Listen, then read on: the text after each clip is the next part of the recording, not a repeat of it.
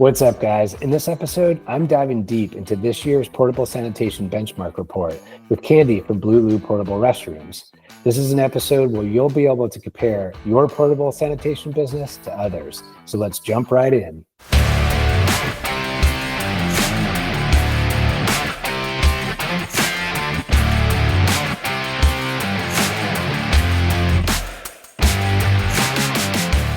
All right, well, let's kick this thing off. So I'd like to welcome our guest today, Candy from Blue Loo, and she's going to be helping us understand the benchmark report as we go over it as it relates to her business. Candy, can you tell us a little bit about Blue Loo? Blue Loo is actually a new porta potty company in the Pacific Northwest. We're located out of Thurston County, so we kind of planted ourselves right in the middle so we can go in every direction of the Pacific Northwest. We started in January, and we have about 120 units and 6 ADAs and 35 sinks, and we are ready to roll as we go. And I'm a problem solver, so as we solve problems, I grab units, I do whatever I can. I always say yes, and I'll figure it out when it comes to it. So that's kind of where we're at right now. I love that attitude. And you've also been involved with multiple portable toilet businesses. So we're looking forward to leaning on your wealth of expertise here. So what I'm going to do now is I'm going to share my screen. We're going to look at some of the benchmarks. So basically at ServiceCore for the last 3 years, we've been surveying portable restroom operators and asking them questions about their business. And this year has been our biggest response ever. We had over 500 operators take the survey and give us feedback. And it was a breakdown across the US as well as Canada. And the businesses ranged from various sizes. So businesses that were just starting out to businesses that are enormous and have been doing this for a very long time. But the sweet spot seemed to be businesses that had about 4 to 14 drivers. Let's jump into some of the meat here. So profit margins and costs. What we saw from 2023 to 2024 was a huge jump in profit margins.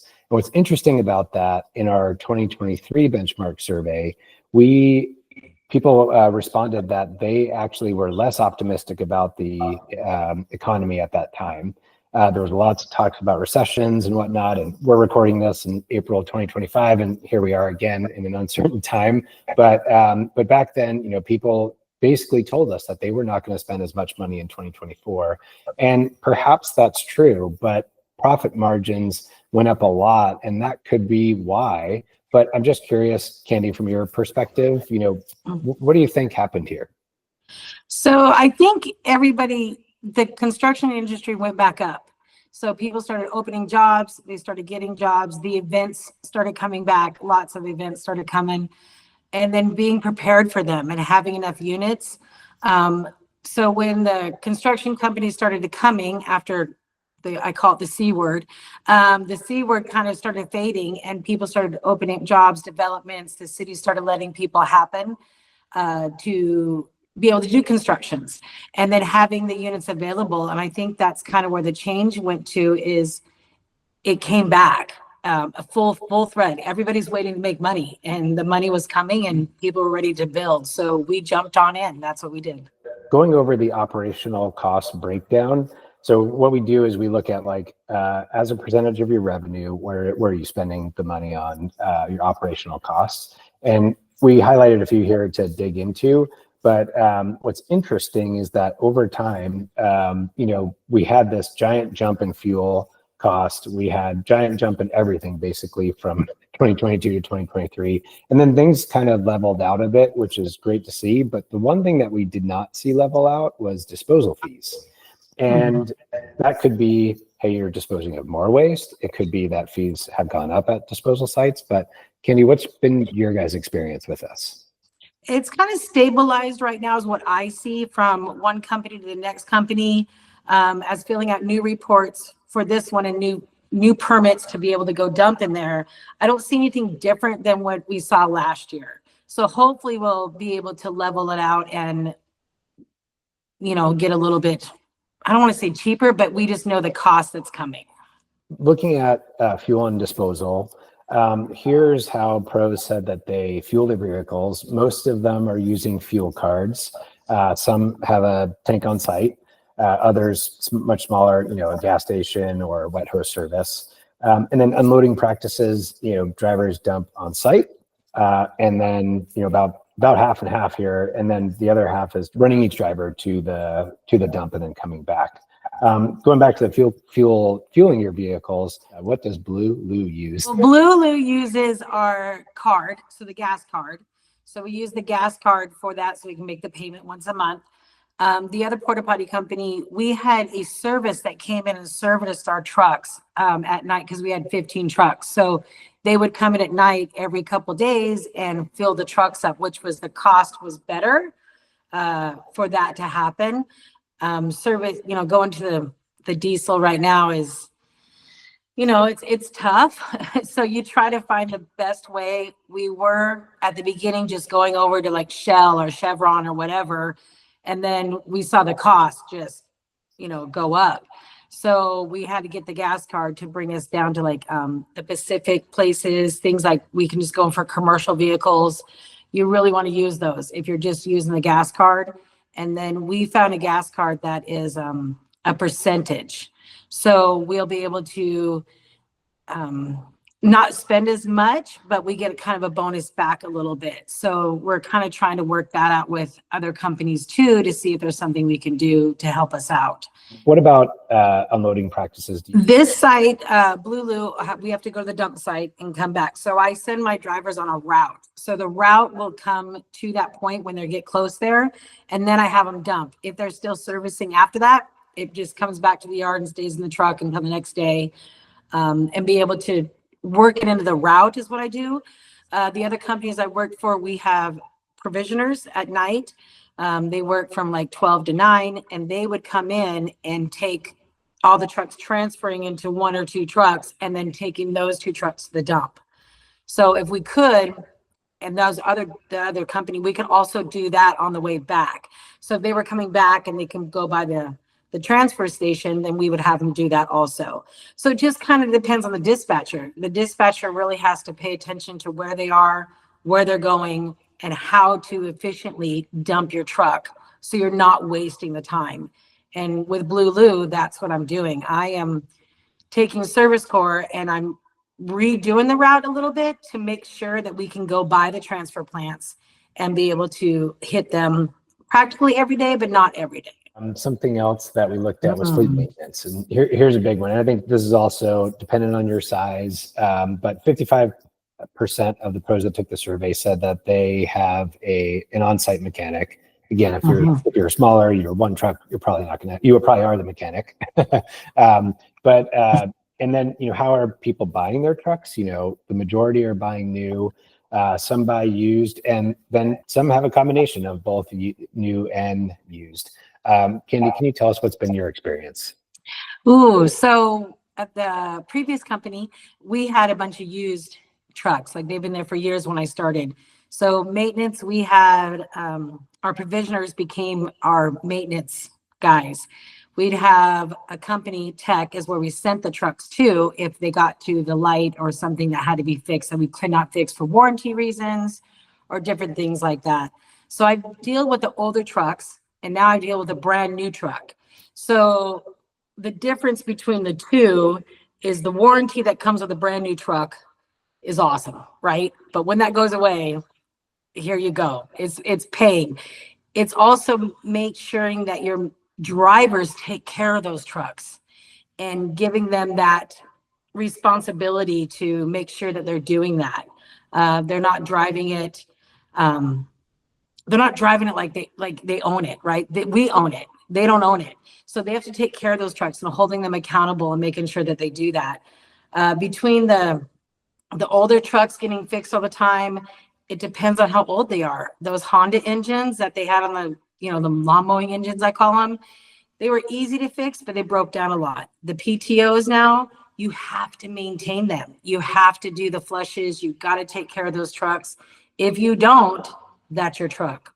So if you're not maintaining the trucks to take care of them, it will cost you a lot of money. If you maintain the trucks and take care of them and have your drivers take care of them and hold them accountable, it's not going to cost you an arm and a leg. What's interesting is from the survey respondents, on average, people are keeping their trucks 5 years or 250,000 miles. Moving on to how do you market your business? Some interesting things here, customer referrals, that's always seems to be the number one every year. Word of mouth is really powerful. Branding on the trucks, not everyone does that. Some people have trucks that you can barely read the logo, others spend some money there. What's been the most effective marketing tools that you guys, or marketing efforts that you guys have done? Previous marketing, we had a web designer gentleman who rock started out. He was really good at putting it out there, putting out ads on Google. So we'd get the ads for the Google and be able to, like if trailer mounted units were a big thing that everybody wanted, he would promote that and put that out there a lot. So then having that person be able to control it, if you're making that much money to do that, that's amazing.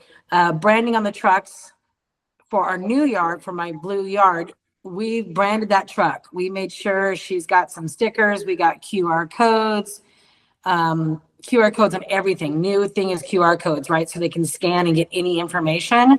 And that's something I've really pushed for when I got here, to make sure that we have that.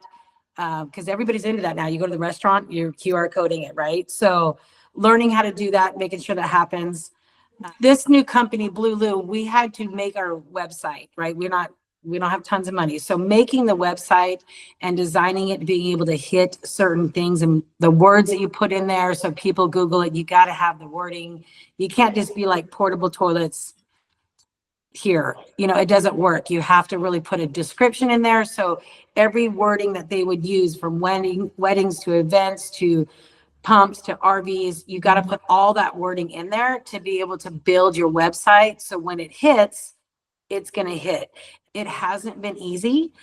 Even though we are a women-owned company, getting our name out there and going around. I drive around once a week. I call it Donut Day. I drive around to all construction companies and I give them donuts in my business card, just saying hi. I try not to sell at that point because I'm not a salesperson. I'm an ops. So personality, maybe, but I ain't good at it. So, but getting it out there and being able to say hi and then calling them back and not pushing, but giving that nudge that everybody needs. Billing practice, this is an interesting one because this has been very interesting for us to watch over the 3 years that we've done this report. Because when we first started doing it, the number of people billing on a 28-day cycle was much lower, as well as requiring a credit card on file. We've seen that climb, and accepting online payments. I'd like to hit on the credit card on file. Is that something that you guys do, and why or why not?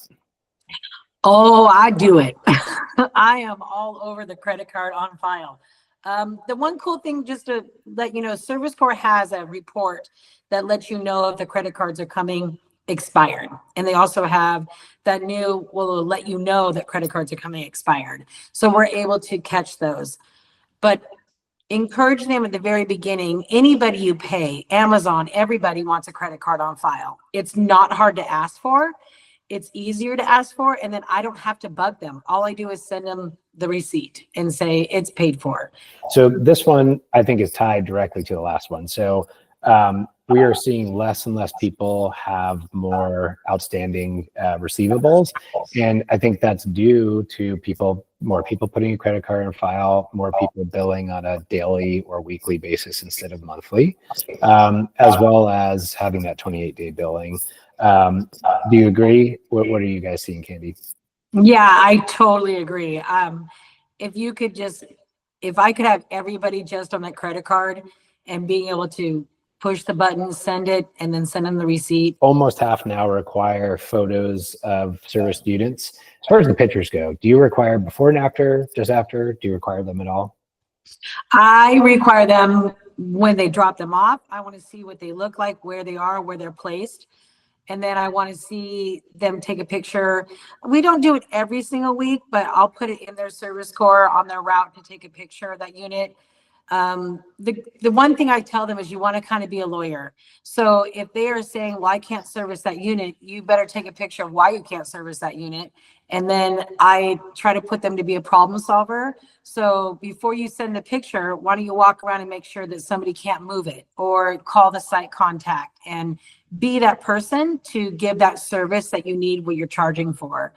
But yes, I have them take a picture of the drop off, and I have them take a picture throughout their services on the sites. And then when they pick it up, I want a picture before, inside, outside, to make sure if any damage is done, I have proof. So that's why I call it being a lawyer. You got to protect yourself, because people will push back and be like, that didn't happen. If you don't have a picture, it didn't happen. Yeah, it's time stamped. And has it ever saved you? Yes, it has. We had 15 units burnt down by an arson, and the insurance company didn't want to pay for it, and we had to prove that they were burnt down and the damage that it caused. And I actually went to that site and took pictures, and I'm so glad I did, because the cement was like a foam, like a design, and that had to be replaced because the units burnt on top of that. So we had to show that it wasn't just the units, it was the sidewalk too and everything. So that insurance company had to help pay the bill for them, as they would have been in trouble too. So it also helped our clients, which made them super happy that we had all those pictures, because we went out there to go clean it up. They didn't get the pictures before that happened. So that's kind of how it really saved us. And doing, we call it uplift units around here. Those are where the homeless live, inside, outside. And if you don't have a picture before, when you placed it, they move it. We call it the burn down units, where the life of a porta potty comes to an end at an uplift unit, because they'll get inside and they think it's a home. They start a fire inside and they're like, oh, it's melting. It's plastic. I'm like, I just don't understand how they can't see that it's plastic. But again, I'm not a drug user. So if they want to go inside and they want to melt it on top of them and then try to blame us for it, no. Pictures are important. I have them deliver and pick up and in between, all pictures all the time. Moving on to technology, and you're a ServiceCore user, but we're more looking at like people that are using software in general. There's other products out there too. And you see the Top Pro emblem. That means that represents portable restroom operators that had profit margins above 20%. And so you see like people that have those profit margins are tending to do these things more than people that have lower profit margins. So it's worth the investment. As far as telemax go, is there anything that you guys do for, like a Verizon Connect is an example there, but it's usually, it's another CYA, it helps with insurance, but what's been your experience, Candy? Yeah, so we use Verizon Connect at the last one. I don't have anything on this one. I have a GPS tracker on this truck for my insurance company. It's like the ones you stick in the truck. So I get a report once a week if he's speeding or something, but I don't have anything right in front of me like Verizon Connect. Verizon Connect saved us a lot with people calling and saying, your truck hit my car. And then we go back to the video and yeah, our truck was there that day, but it didn't hit the car. It was just somebody else, but they blamed it on the big truck, the corporate company or whatever they thought, but it wasn't us. So being able to have that as a backup was amazing. All right, so let's look at end markets and economic outlook. But one thing that's really interesting and stood out to us, even though it's a smaller percentage of revenue, was municipal.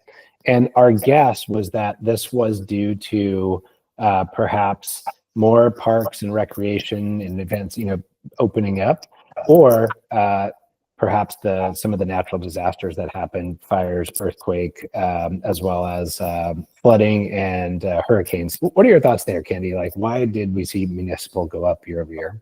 I'm not exactly sure why that went that way. I don't really know. I just kind of saw it grow, but I'm not exactly sure. Yeah, I think, depending on where you are in the country too, if we zero it in on the Southeast, maybe this would go up a lot due to the hurricanes that came through Florida and those regions. So interesting one to keep an eye on for next year. When we ask people, where do they think the growth will come from in 2025? Here's how it broke down. And what's interesting about this one is that the residential bucket grew by 25% year over year. How has this been for your business, Candy? Oh, it's definitely construction. Construction here is just booming. We're getting lots of lots of phone calls for construction, residential construction. People are starting to grow more out. We're growing here a lot. And also I was on another podcast this morning, and the other one we were talking about is the silver tornado is coming. So the retirement people are coming, and the retirements is going to boom. We're going to have the baby boomers are all retiring, and they're going to need a place to live. Right now, that has to grow by 200% of how we've been building the senior homes for them to have a place to live, as they won't have a place to live. And that was a big conversation this morning on the podcast that we were talking about this morning, was how can we do it? So we have a bunch of commercial people and residential people and architects, and everybody's on there, and everybody was like on the screen, like, what are you talking about? So it's just getting that information. So I really see that. I think all these are going to grow. I really think that residential is going to grow. I think events are going to start popping up everywhere because they can now. Getting out there, no COVID, C word. None of that's happening anymore. If you're uncomfortable, you wear a mask, and but commercial growing is amazing right here. We got the big, the big five, Amazon, Microsoft, Google, T-Mobile, they're all growing. So as they grow, here we go. So let's kind of see. I think it's going to be more commercial and residential for sure. One interesting thing is that 54% of pros saw an increase in competitors, and your business is newer too, so maybe that's some of the people that reported on you. But yep. More people are jumping in is the point. What have you seen in your area? Oh yeah, so we were actually talking about this a couple months ago. If you think about it, like 10, 15 years ago, it was one company, the HB, and that was it, United. And people saw that you can actually make money in the porta potty company. I mean, everybody shits, everybody does, right? So except the president of North Korea, but it's funny. But everybody else poos. So if you have to take care of it, and by law they have to have it, they got to be able to service it. You got to be able to clean it. You got to be able to take care of it. So with that being said, yes, there's more porta potty companies, but it's the way that you service to keep your porta potty company going. The growth that we see from when I'm starting another company to where I saw before, if you're not doing a great job, there's always somebody behind you. If you don't answer the phone first, there's always somebody behind you. All right, let's switch gears. I alluded to this earlier, but if you don't have your terms and conditions somewhere, then you're part of this bottom 20%, and that there's no excuse for that. But out of everyone we surveyed, 20% have no formal agreement at all. So, it's not implied in email, it's not in DocuSign, things like that. So I hope this isn't you, Candy. Tell us. No. Of course not. No, those are one of the first things we did. What method do you guys use to have your customer sign off on your terms and conditions? It's like so what we did is on every invoice, we have the bottom, the terms and conditions, and then we have a website link. So the link, if they hit that, you got to hit that to say yes, right? So let's say if like when you're going on, you're buying something, you go to the bottom and then you're like, do you agree? Do you agree? And everybody just clicks, yes, I agree. Yes, I agree. And nobody reads it. That's kind of what we did. You put it out there. If they want to read the 4-page statement, then read the 4-page statement or whichever size you want to make it. But you got to protect yourself, and having that link where they, sign the little check box on the corner. Yes, even though they probably didn't hit it. But if anything happens, I just got to bring that up and send that to them and say, here's the link that you signed and here's the bill. That leads us to the end here. So I just want to say, Candy, thank you so much. This was great. Lots of great pearls that people probably got from your experience, and just really appreciate you being here. Well, thank you so much for inviting me, and I'm really happy to be here. And let me know if you need anything else, you guys. I'm right here. Absolutely. We'll see you on the next episode.